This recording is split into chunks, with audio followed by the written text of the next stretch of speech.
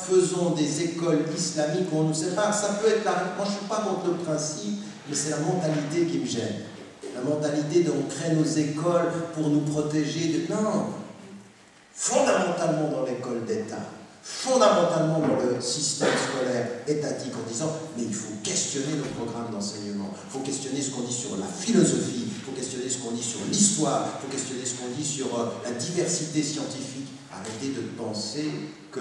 Mais qu'est-ce que c'est que cette stupidité de nous laisser croire que c'est la seule sécularisation qui a permis, par exemple, ou qui serait la vraie garantie de l'autonomie, ou par exemple de la liberté des femmes. Mais comment on arriver à des simplismes pareils? C'est-à-dire qu'aujourd'hui, il faut avoir cette conscience critique-là. Et je termine en disant, ça c'est un domaine sur lequel il faut qu'on travaille. C'est-à-dire ensemble. C'est-à-dire ensemble. Vous voyez, je change le paramètre. Le paramètre, c'est quel objectif? Et à partir des objectifs, une conscience plurielle, venir et travailler ensemble dans nos écoles. C'est-à-dire avec les enseignants, musulmans ou non, chrétiens, juifs, athées, bouddhistes, hindous, tous ceux qui ont cette conscience-là, avec les mêmes objectifs. Nous nous apercevrons que sur nos objectifs, nous en avons beaucoup plus en commun que sur ces espèces de débats inutiles. C'est ça le nouveau nous. Le nouveau nous, c'est se réconcilier avec les objectifs communs en ayant reconnu le cadre général et avancer ensemble. Sur le plan de l'éducation, sur le plan de choses qu'on a envie aussi d'enseigner. Moi, je n'ai pas envie systématiquement en tant que... Par exemple, moi je suis complètement européen, je suis suisse de nationalité, mais j'ai pas envie, quand on vient me parler de ma philosophie, systématiquement d'avoir à me justifier. J'ai envie de dire, j'ai envie de parler de cette espèce d'essence du fait religieux, de la libération de l'ego, de la lutte, de la résistance par le spirituel à la société de consommation. Ça aussi, ça me paraît important. Pourquoi je ne peux jamais parler de ça ? Pourquoi est-ce qu'on devrait priver la société occidentale du questionnement critique sur le consumérisme matérialiste et le rejet de plus en plus des questionnements philosophiques du sens? Alors que tout individu est questionné, il faut qu'on ait ces discussions. C'est là où c'est intéressant, parce qu'on a ces objectifs-là. Qu'est-ce que vous cherchez? C'est-à-dire, j'ai pas envie de dire aux gens, vous savez, pendant le mois du Ramadan, je ne bois pas, je ne mange pas, mais quel est le sens? Qu'est-ce que ça m'apporte? Parce que plus j'en parle, plus ça me réconcilie avec le sens des choses et que ça me fait dépasser le formalisme. Une société plurielle renvoie aux individus l'essence de leur singularité. L'essence de leur singularité. Ça leur fait questionner pourquoi je le fais. Donc ça, c'est une démarche qui est importante en fonction des objectifs. Et ce nouveau nous, il faut qu'on y ait. Et puis ensuite, il y a toutes les vraies questions. La justice sociale, la lutte contre les discriminations, tout type de discrimination.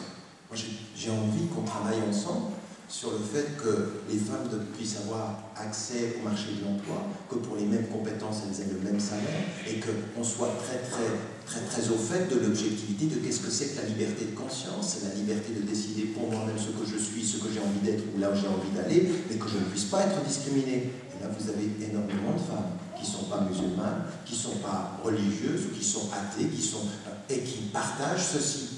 C'est très difficile parce que la pression est énorme, mais il faut qu'on développe aujourd'hui, à l'ère de la méfiance, des espaces de confiance, des espaces de dialogue critique.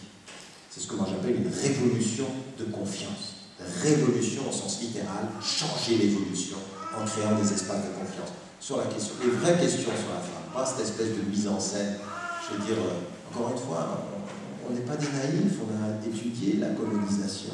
On sait que Cromer, par exemple, en Égypte, il allait dire « Ah, vous ne serez jamais un peuple libre, vous, les Égyptiens, que quand vos femmes enlèveront le foulard. » Et puis qui revenait en Angleterre et qui disait « Non au vote des femmes. » Le même homme. Ou Henri Monk, ou comment il s'appelle, Monk, qui me dit à moi à la télévision, il me dit « Mais les femmes qu'elles portent la burqa à Londres, ça ne me gêne pas. Mais pas à Paris. » Donc vous pouvez leur enlever toute leur dignité là-bas, mais ici, non, ici, ils doivent être libérés. Donc, vérité en deçà des Pyrénées, erreur au-delà, la formule pascalienne, tout ça, c'est de la mise en scène. Donc, des vraies questions sur l'émancipation des femmes, des vraies questions sur la justice. Le débat sur l'écologie, Mais moi, ce qui m'intéresse, je trouve ça extraordinaire que les musulmans puissent partager l'expérience occidentale de ce questionnement écologique, parce que là, ça les refait revenir à leur texte, à l'essence même de leur religion. Il leur a revenir, parce qu'il y a dans toute tradition religieuse un vrai substrat de la pensée écologique et de la pensée sur l'environnement, bien sûr. Ça devrait pousser les musulmanes et les musulmans, et tous, à savoir comment on traite les animaux au moment de l'abattage rituel. Tout ça sont des choses. Vous voyez comment ça va dans les deux sens. Et donc, ce qui m'intéresse, c'est ce nouveau nous-là. Alors, comprenez-moi bien. Cette méthodologie, elle est d'abord une attitude intellectuelle. Elle est de sortir des clivages. Elle est de se dire, le cadre commun, nous l'avons. Parlons des objectifs et ne tombons pas dans les fausses postures. Pas de victimisme, pas de posture victimaire, pas de posture minoritaire, mais une vraie vision. Voilà ce que je veux pour mon pays. Ce que je veux pour mon pays, c'est ça. C'est le pluralisme comme une réalité. C'est le questionnement de nos enseignements sur leur substance et sur leur contenu. C'est la justice sociale, c'est la lutte contre la discrimination. Et puis, c'est de réconcilier le pays avec les vrais débats politiques. Ceux qui pensent aujourd'hui que Marx est dépassé feraient bien de revoir leur littérature. Quand il a dit une chose qui est vraie, c'est une question de classe. C'est une question de classe.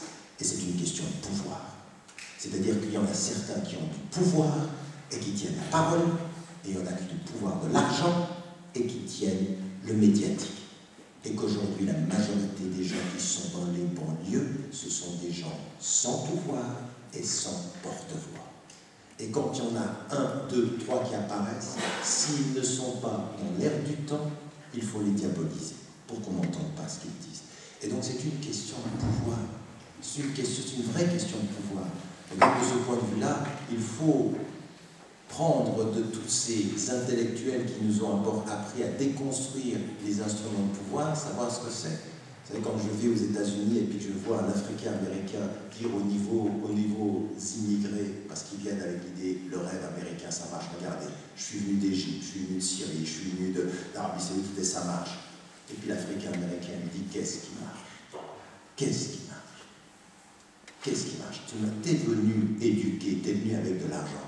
Moi, je n'ai pas à être intégré, c'est mon pays ici. Je fais partie des Native Americans. Et qu'est-ce qui se passe? Pas de travail, pas de reconnaissance, pas d'appartement, pas de respect. Alors le symbole Obama, c'est bien, mais c'est qu'un symbole. Obama pourrait être aux États-Unis, si nous n'y prenons pas garde, ce que le Fadela Amara est à la France.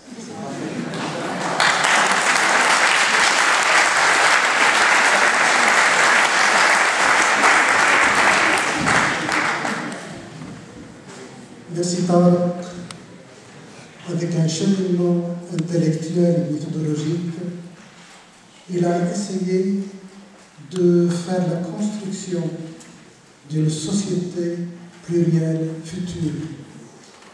Une société qui est à la base de l'obligation de mémoire, de la reconnaissance et de la construction sociétale pour la paix sociale et pour la paix politique. Et pour un futur, c'est pour alimenter l'espoir humain, surtout pour les générations à venir. Merci encore une fois. Et